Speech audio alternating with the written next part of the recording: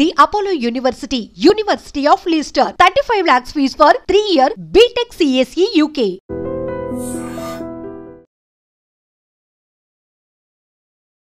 Welcome to iDream media. So జనరల్గా rabies ఈ మధ్యకాలంలో ఎక్కువగా కేసులు వింటూ ఉన్నాము. చిన్నపిల్లల్లో రేబిస్ లక్షణాలు కనిపిస్తున్నాయి కుక్కలు కరవడం వల్ల అని. సో ఈ మధ్యకాలంలో ఒక న్యూస్ చాలా వైరల్ అయింది. యూపీలో ఒక కబడ్డీ ప్లేయర్ కూడా దీని బారిన పడడం వల్ల. సో పెట్స్ అన్నిట్లో ఈ రేబిస్ అనేది ఉంటుందా?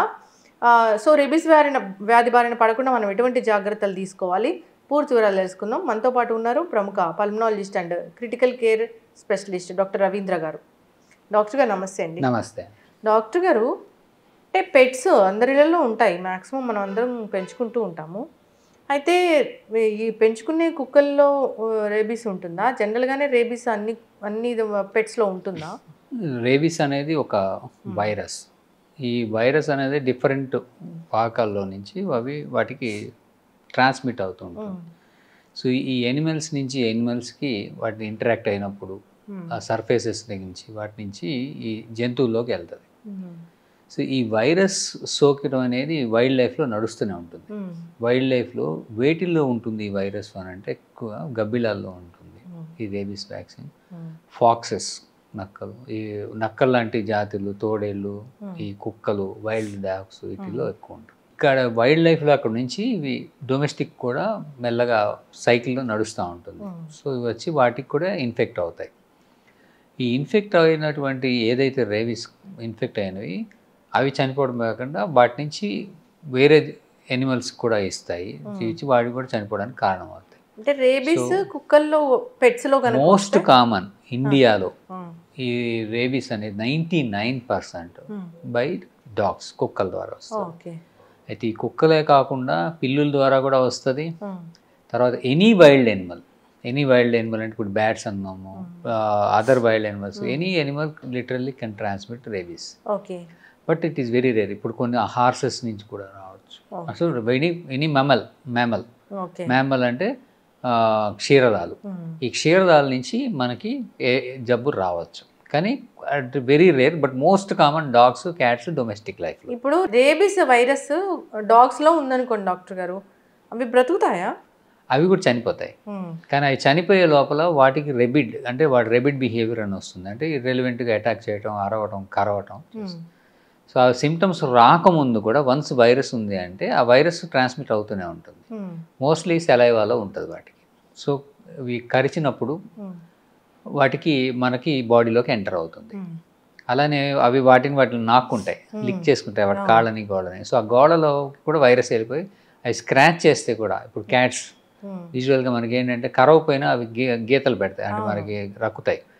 ఆ రక్కినప్పుడు కూడా గోడలో నుంచి మనకి రేబీస్ వ్యాక్సిన్, రేబీస్ అనేది ఇన్ఫెక్ట్ అయ్యి మనకి డిసీజ్ రావచ్చు. యూజువల్గా ఈ రేబీస్ అనేది సాధారణంగా నెగ్లెక్ట్ చేస్తాం, ఎందుకంటే అది ఓన్లీ కరవలేదు కదా అని చెప్పి మనకి వాళ్ళు వదిలేస్తారు. కానీ కొన్నిసార్లు ఏమవుతుందంటే మనకే తెలియకుండా చర్మం మీద బ్రేక్స్ ఉంటాయి, అంటే ఎబ్రేషన్స్, వూండ్స్ ఉంటాయి. వాటిని వచ్చి నాకిన, వాటిని టచ్ చేసిన, వాటి సెలైవా సెక్రీషన్స్, ఇప్పుడు ఈవెన్ టీయర్స్ లాంటివి తగిలిన అక్కడ వైరస్ ఇనాక్యులేట్ అక్కడి నుంచి వెళ్ళటం స్టార్ట్ అవుతుంది. ఈ లక్షణాలు అనేవి ఒకసారి ఈ కుక్క కాటు కానీ ఎవరైనా గురైతే ఒకసారి 3 రోజుల నుంచి ఒకసారి 6 నెలలు కూడా పట్టచ్చు. అయితే కొంతమందికి ఆ కరిచిన దెబ్బ మానిపోతుంది, అసలు అది గుర్తు కూడా ఉండదు. ఆ తర్వాత వస్తాయి లక్షణాలు, కానీ వైరస్ అనేది ఉంటుంది. స్లోగా వెళ్తుంది. అది depends on the distance from the brain. మొహానికి దగ్గరగా అంటే బ్రెయిన్కి దగ్గరగా వస్తే తొందరగా లక్షణాలు వచ్చేస్తాయి. అదే కాలుకి, చిన్న పాదాల దగ్గర అయితే అది ట్రావెల్ చేసి బ్రెయిన్ దాకా ఎక్కేసరికి టైం పడుతుంది. సో ఇంక్యుబేషన్ పీరియడ్ కూడా డిస్టెన్స్ని బట్టి మారుతుంది. కానీ రేబీస్ అనేది వస్తే దానికి ట్రీట్మెంట్ అంటూ లేదు. సో దానివల్ల మనం భయపడాల్సి వస్తుంది. ట్రీట్మెంటే లేదు. మరి బొడ్డు చుట్టూ ఇంజెక్షన్ చేయించుకుని అది ప్రివెన్షన్. ఓకే.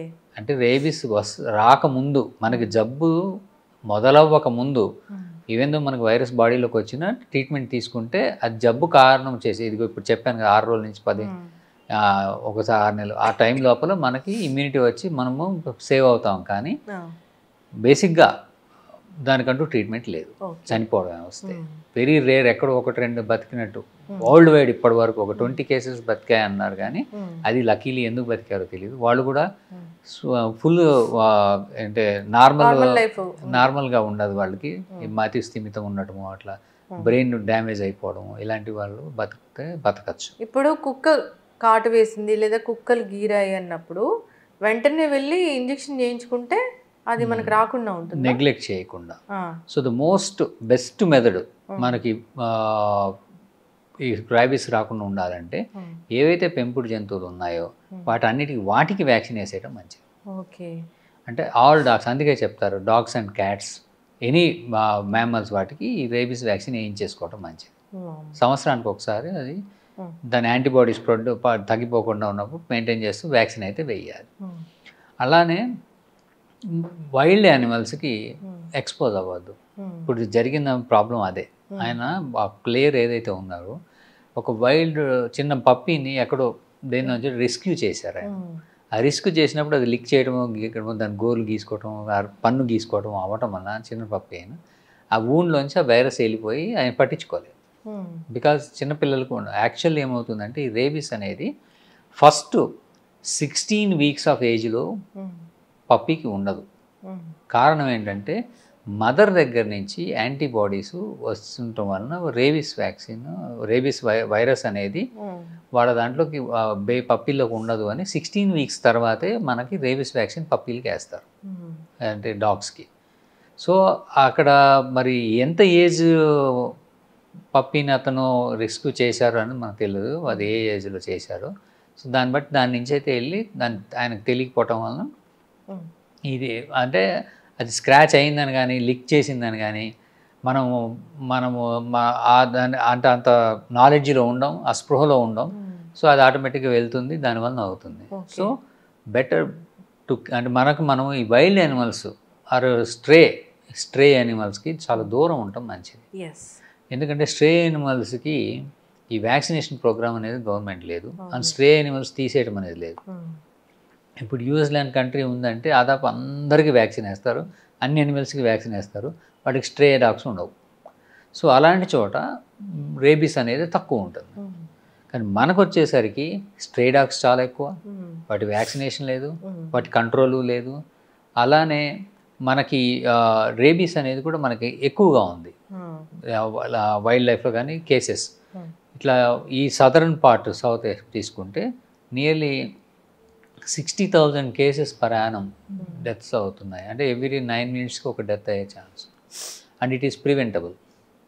సో ఒక బెస్ట్ ఆప్షన్ ఏంటంటే మనకున్న పెంపుడు జంతువులకి రేబీస్ వ్యాక్సిన్ వేయించేసాయి. ఓకే, పెంపుడు జంతువులకి రేబీస్ వ్యాక్సిన్ వేయించాలి, మిగతా జంతువుల నుంచి మనల్ని మనం ప్రొటెక్ట్ చేసుకోవాలి. రెండు ఎప్పుడైనా ఇలా జరిగింది అంటే వైల్డ్ యానిమల్ స్క్రాచ్ అయింది, ఎక్స్పోజ్ అయ్యాము, ఇమ్మీడియట్గా వితౌట్ డిలే వ్యాక్సినేషన్ అనేది స్టార్ట్ చేసుకోవాలి. 4 వ్యాక్సిన్స్, అది రేబీస్ వ్యాక్సిన్స్ తీసుకోవాల్సి ఉంది. గవర్నమెంట్ దగ్గర ఫ్రీగా దొరుకుతాయి, లేదా మనం కొనుక్కొనైనా వేసుకోవచ్చు. అయితే depending on severity, depending on immuno status, కొంతమందికి ఇమ్యూనిటీ ఉండదు. ఇప్పుడు కొంతమందికి హెచ్ఐవి స్టేటస్ ఉంటుంది, కొంతమందికి స్టీరాయిడ్స్ వాడుతుంటారు.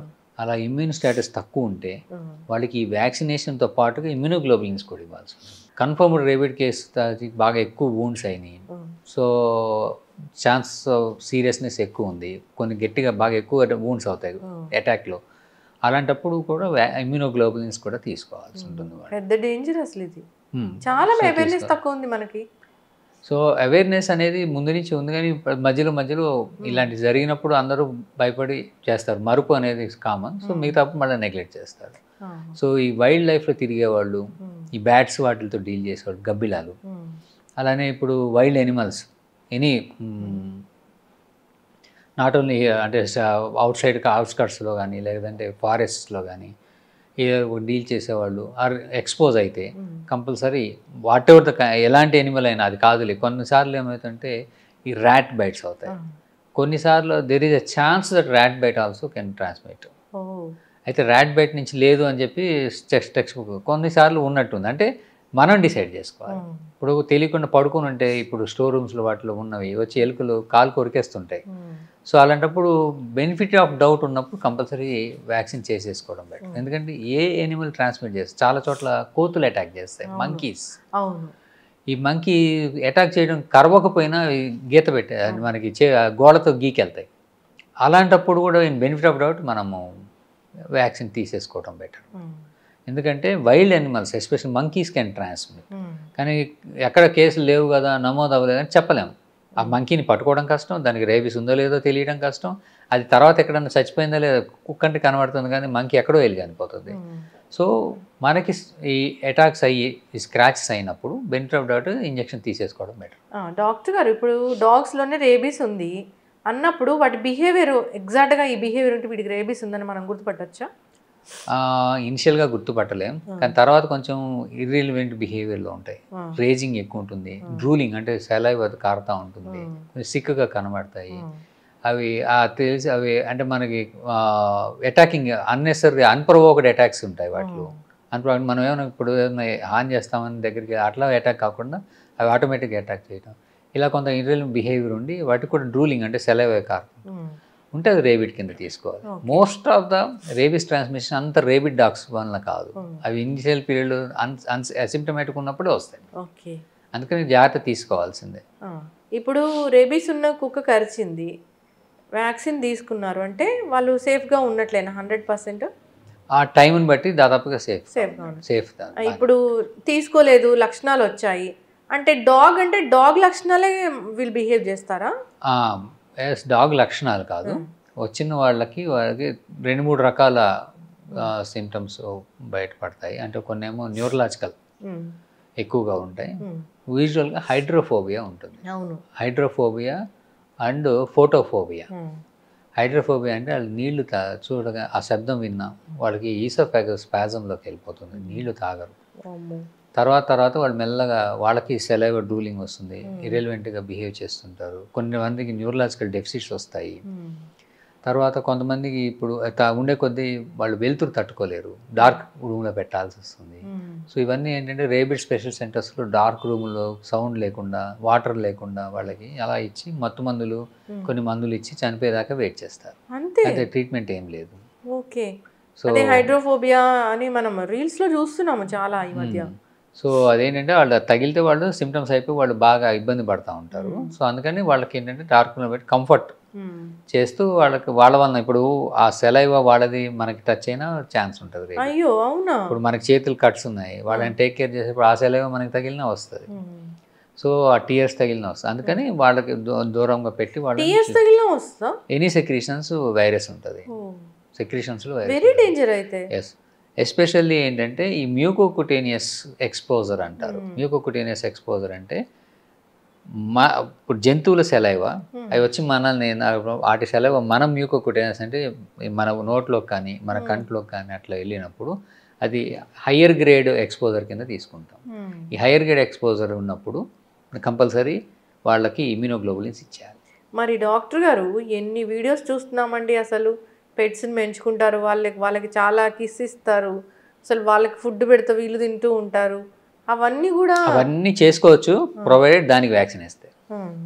ఇప్పుడు మన పెట్ యానిమల్స్కి వ్యాక్సిన్ వేసేస్తే దానికి వైరస్ రాదు, వచ్చినా మనకి ట్రాన్స్మిట్ అవ్వదు, అది ఆటోమేటిక్గా ఇంప్రూవ్ అయిపోతుంటుంది. సో రెగ్యులర్ వ్యాక్సిన్ షెడ్యూల్ వేస్తే pet animals are safe rabies వలన. ఇప్పుడు డాగ్ బైట్ అయింది, అది రేబీస్ వైరస్ ఉన్న డాగే అనుకోండి డాక్టర్ గారు, మనం వ్యాక్సిన్ తీసుకున్నాము, జాగ్రత్తలు ఏం తీసుకోవాలి? యూజువల్గా అబ్జర్వేషన్ పెట్టుకోవాలి. కుక్కని అది ఇంట్లో ఉంది, అది ఒక 4-5 days 10 days 1 weekలో ఏమైనా చనిపోతే అది రేబిడ్ డాగ్ కన్ఫర్మ్ అయిపోతుంది. లేదా ఇంకా టైం తీసుకుంటాం, బట్ అబ్జర్వేషన్ అయితే పెట్టాలి. 2, డయాగ్నోస్ చేయడం అనేది కష్టం, ఏ టెస్టులు పంపడానికి లేదు, మనకి పూణేకి పంపాల్సి వస్తుంది. అది కూడా రీసెర్చ్లోనే ఉంది, కానీ టెస్టులు అంటూ రొటీన్గా అవైలబిలిటీ లేవు. ఏదైతే వూండ్ ఉందో వూండ్ కేర్ తీసుకోవాలి. సాధారణంగా ఏంటంటే బాగా పెద్దగా అయిన వూండ్ని ఫస్ట్ వూండ్ని సోప్ అండ్ వాటర్తో కడగాలి బాగా మర్చిపో. అక్కడ ఉన్న వైరస్ ఈ సెలైవ ఏమైనా ఉంటే లోపలికి వెళ్ళకుండా కొంత కొట్టుకుపోతుంది, ఎంతో కొంత లోపలికి. ఇమ్మీడియట్గా వూండ్ వాష్ అనేది ఇంపార్టెంట్, బాగా థరో వాష్. తర్వాత వూండ్ని ఎప్పుడు కట్టకూడదు, కడితే వైరస్ లోపలికి ఎక్కువ వెళ్తుంది. అలానే ఊడినప్పుడు సూచర్ చేయకూడదు. రేబీస్ సస్పెక్షన్ ఉంటే సూచర్ చేయకుండా ఓపెనే ఉంచాలి, కట్టకూడదు. ఓన్లీ కడగాలి. ఇంకా మన అదర్ ట్రీట్మెంట్స్ ఏమన్నా లోకల్ యాంటీసెప్టిక్స్ ఇవి మనము అప్లై చేసుకోవచ్చు. ఇది వూండ్ గురించి. రెండు, observation of the patient. Wound severity ఎక్కువ ఉండి are grade of the exposure ఎక్కువ ఉంటే ఇమ్యునోగ్లోబులిన్ ఇవ్వాలి. కొన్ని వూండ్ చుట్టూ కూడా ఇస్తారు, తర్వాత బాడీకి ఇస్తారు, తర్వాత వ్యాక్సినేషన్ కూడా స్టార్ట్ చేయాలి. అండ్ ఎప్పుడు స్టార్ట్ చేయాలి ఈ వ్యాక్సినేషన్? ఎంత తొందరగా అంటే అంత. ఫస్ట్ 24 hours 48 hours యూజువల్గా చేసేసుకోవాలి. ఎందుకంటే ఒకసారి 3 రోజులు 4 రోజులకే సిమ్టమ్స్ వచ్చేస్తాయి సివియారిటీని బట్టి. సో అందుకని యాజ్ సూన్ యాజ్ పాసిబుల్ అందుకని సాధారణంగా ఏంటంటే అదే రోజు 0లోనే చేసేసుకోమంటారు వ్యాక్సినేషను. లేదు ఫస్ట్ 24 hours అయితే చేసేసుకోవాలి.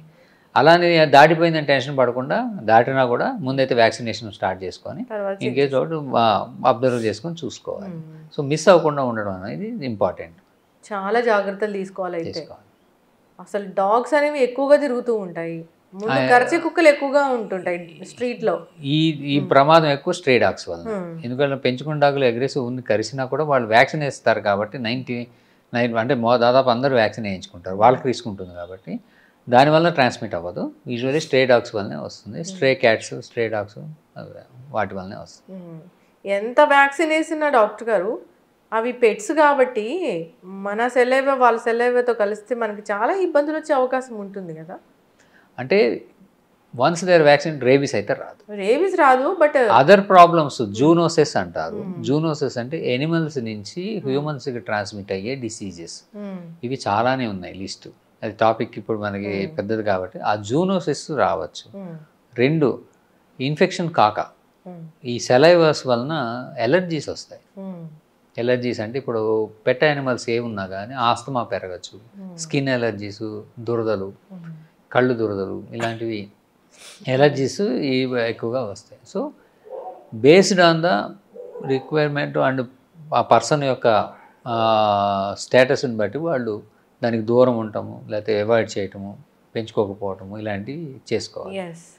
ఏదైనా జాగ్రత్తలు అయితే తీసుకోవాలి. సో స్ట్రీట్ డాగ్స్ని అయితే మనం ఖచ్చితంగా వాటి జోలికి పోకుండా ఉండడమే మంచిది. వీలైనంత దూరంగా నడుచుకుంటూ వెళ్ళిపోవడమే మంచిది.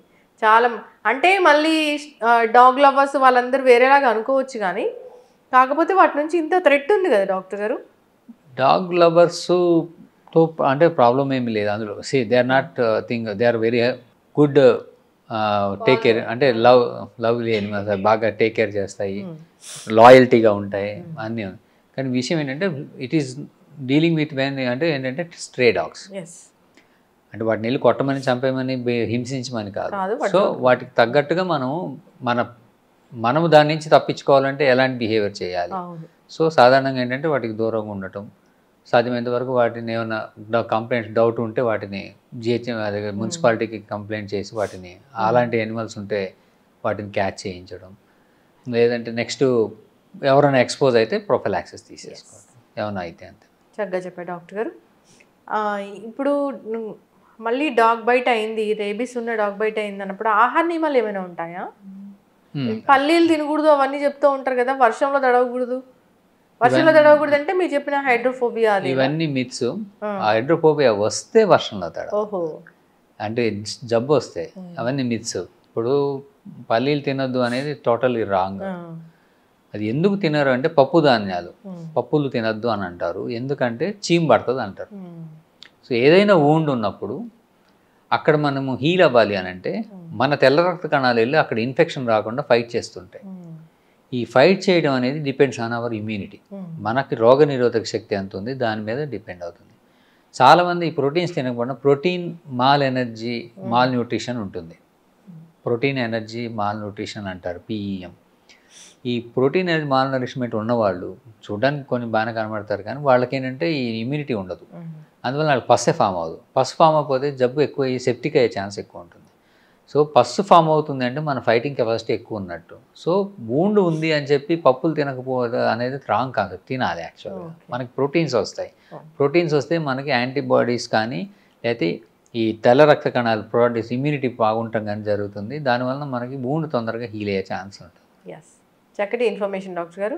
రేబీస్ వ్యాధి ప్రాణాంతకమైంది, వస్తే గనక దానికి ట్రీట్మెంట్ అనేది లేదు, చనిపోవడమే ఇంకా. జాగ్రత్తలు తీసుకోవాలని కోరుకుందామండి. కుక్క కరిచిన వెంటనే మీరు చెప్పిన జాగ్రత్తలతో పాటు వ్యాక్సిన్ కూడా ఖచ్చితంగా తీసుకోవాల్సిందే. అందరు జాగ్రత్తగా ఉండాలి. చక్కటి ఇన్ఫర్మేషన్ డాక్టర్ గారు, ధన్యవాదాలు. నమస్తే.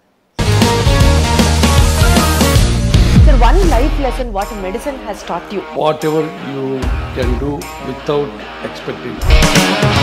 బట్ ఐ రియలీ బిలీవ్ మన పాజిటివ్ యాటిట్యూడ్ ఉంటేనే మనం ఏదైనా సాధించగలం. గట్ని మనం కరెక్ట్గా డీల్ చేసినట్లయితే అది మనకి పాజిటివ్ హార్మోన్స్ని రిలీజ్ చేస్తుంది. షుగర్ వచ్చిన వాళ్ళ పరిస్థితి ఏంటి? పొట్ట దగ్గర పెరిగితే దాన్ని ఆండ్రాయిడ్ అంటారు, ఆండ్రాయిడ్ ఫోన్ కదా. అసలు థాట్స్ ఎందుకు వస్తాయి? బ్రెయిన్ డెడ్ అంటే దానికి ప్రపంచం అంతా కూడా కొన్ని నిర్దిష్టమైనటువంటి లక్షణాలు. మానసికంగా ధైర్యంగా ఉంటే క్యాన్సర్ జయించవచ్చు. You are a doctor for a cause sir, అంతే. వాళ్ళకి వచ్చిన ఆదాయం కాకుండా ఫ్రీ సర్వీస్ ఎంతమందికో చేస్తారు.